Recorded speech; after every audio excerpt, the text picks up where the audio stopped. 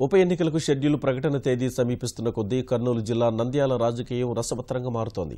తెలుగుదేశాన్ని వీడి వైకాపాలో శిల్పా మోహన్ రెడ్డి చేరితే తెలుగుదేశం అభ్యర్థి బ్రహ్మానందరెడ్డిని గెలిపించేందుకు వైకాపా ద్వితీయ శ్రేణి అధికార పార్టీలో చేరారు. నంద్యాల మాజీ మున్సిపల్ చైర్మన్ నౌమాన్ సహా పలువురు వైకాపా కార్యకర్తలు చంద్రబాబు సమక్షంలో పార్టీ కండువా కప్పుకున్నారు. అభివృద్ధిని చాటి నంద్యాల ఉప ఎన్నికలో తప్పనిసరిగా గెలవాలని నేతలకు సీఎం దిశానిర్దేశం చేశారు. బలమైన మైనార్టీ నేతగా పేరొందిన నౌమాన్ రాక పార్టీకి అదనపు బలంగా ఆయన అభివర్ణించారు.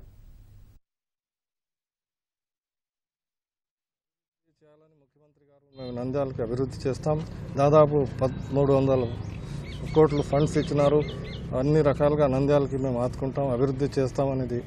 ఆ అభివృద్ధి కోసమే మేము అందరూ సహకారం ఇచ్చి ఈ చిన్న పిల్లల కోసం వాళ్ళకి సపోర్ట్ చేసి నంద్యాలకి ఒక మోడల్ టౌన్గా కీర్తిదిద్ది డెవలప్ చేస్తామని మన ఇది సపోర్ట్ సీఎం గారితో మాట్లాడినాం. భూమా నాగిరెడ్డి గారు చనిపోయిన తర్వాత ఆయన కోరికలు మరి ఆయన ఏదైతే ప్రజలకి చేస్తామన్నారో అవన్నీ కూడా ఈరోజు పెద్ద స్థాయిలో జరగబోతున్నాయి.